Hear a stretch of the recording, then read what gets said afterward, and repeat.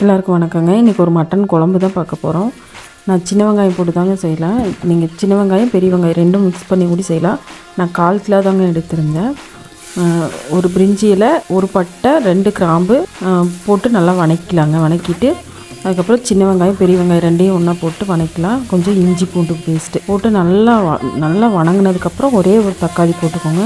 போட்டு நல்லா வணக்கங்க. வணக்கினதுக்கப்புறம் காஷ்மீர் மிளகாத்தூள் ஒரு ஸ்பூனு, அப்புறம் கொஞ்சம் மஞ்சத்தூள் போட்டு அதுவும் நல்லா வணங்கி எண்ணெய் பிரிஞ்சு வந்தோடனே மட்டன் போடுங்க. மட்டன் போட்டு மட்டனில் இருக்கிற தண்ணி வெளியே வர அளவுக்கு கொஞ்சம் நேரம் விட்டுருங்க அடுப்புலையே. அப்புறம் கொஞ்சம் தண்ணி ஊற்றி குக்கர் போட்டு ஒரு 7-8 விசில் விடுங்க. நல்லா சூப்பராக மட்டன் வெந்துருங்க. இந்த மாதிரி குழம்பு செஞ்சு பாருங்கள், செம்ம டேஸ்ட்டாக இருக்கும். உங்களுக்கு தண்ணியாட்ட வேணும்னாலும் தண்ணியாட்ட வச்சுக்கோங்க. கடைசியாக கொஞ்சம் மட்டன் தூள் போட்டு ஒரு 8 விசில் விட்டு அதுக்கப்புறம் எடுத்து இறக்கி பாருங்கள், செம்ம டேஸ்ட்டாக இருக்கும். அதுக்கப்புறம் கொதிக்க விட்டுருங்க. கொதிக்க விட்டிங்கன்னா நல்லாயிருக்குங்க. ப்ளீஸ் என் சேனலை சப்ஸ்கிரைப் பண்ணிடுங்க.